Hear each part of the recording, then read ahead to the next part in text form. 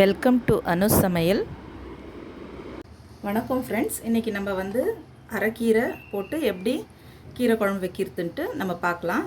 நான் அரைக்கீரையை வந்து நல்லா வாஷ் பண்ணிட்டு பொடிசாக கட் பண்ணி வச்சுருக்கேன் பாருங்கள். ஸோ இப்போ எப்படி செய்கிறது அப்படின்றத பார்க்கலாம் நம்ம.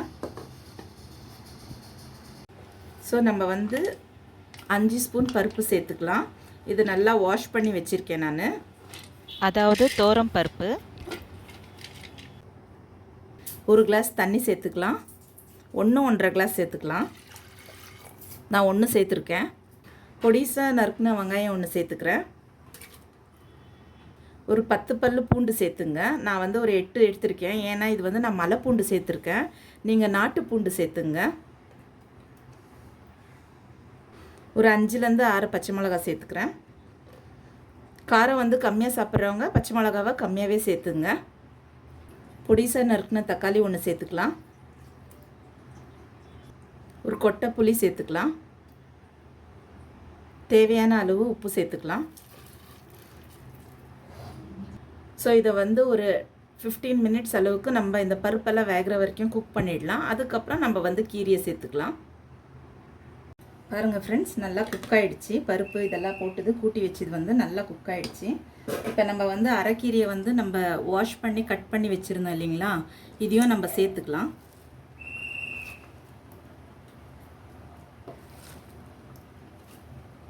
இதில் வந்து மஞ்சத்தூள் ஆட் பண்ணலாம் ஃப்ரெண்ட்ஸ். பாருங்கள், மஞ்சத்தூள் ஒரு 1/2 டீஸ்பூன் அளவுக்கு ஆட் பண்ணியிருக்கேன். இந்த அரைக்கீரை அப்படியே ஆட் பண்ணிக்கலாம். இது இப்போ சீக்கிரம் குக் ஆகிடும். ஏன்னா ஆல்ரெடி வந்து பருப்பெல்லாம் குக் ஆகிருக்கு. அதனால கீரை வந்து ஒரு 3 to 4 மினிட்ஸில் குக் ஆகிடும்.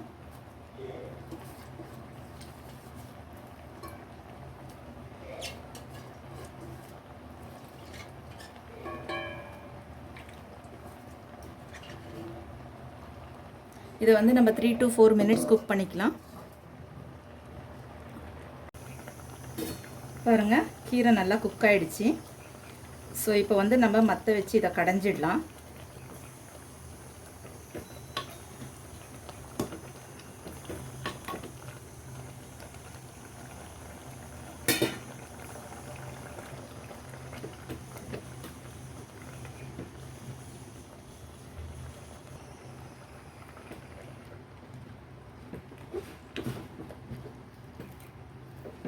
இந்த கீரையோட சூட்லேயே கடைஞ்சிடலாம். தண்ணியை கூட நீங்கள் இருத்துட்டு அதுக்கப்புறம் கடையலாம். நான் அப்படியே கடைஞ்சிட்ருக்கேன்.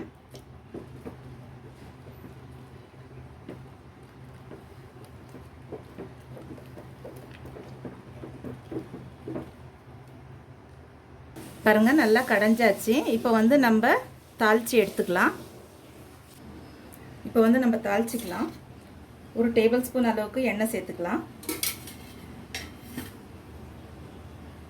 ஒரு 1/2 டேபிள் ஸ்பூனு கடுகு, உளுந்து, சீரகம் இதை சேர்த்துக்கலாம். வரமிளகா வந்து 2லேருந்து 3 இதையும் சேர்த்துக்கலாம்.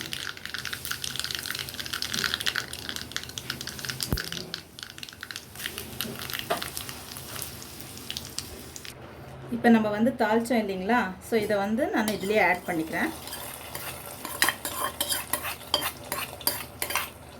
அவ்வளோதான் ஃப்ரெண்ட்ஸ், கீரை குழம்பு வந்து ரெடி ஆகிடுச்சு. ட்ரை பண்ணி பாருங்கள். பிடிச்சிருந்துச்சுன்னா லைக் பண்ணுங்கள், ஷேர் பண்ணுங்கள், கமெண்ட் பண்ணுங்கள் ஃப்ரெண்ட்ஸ். தேங்க்யூ.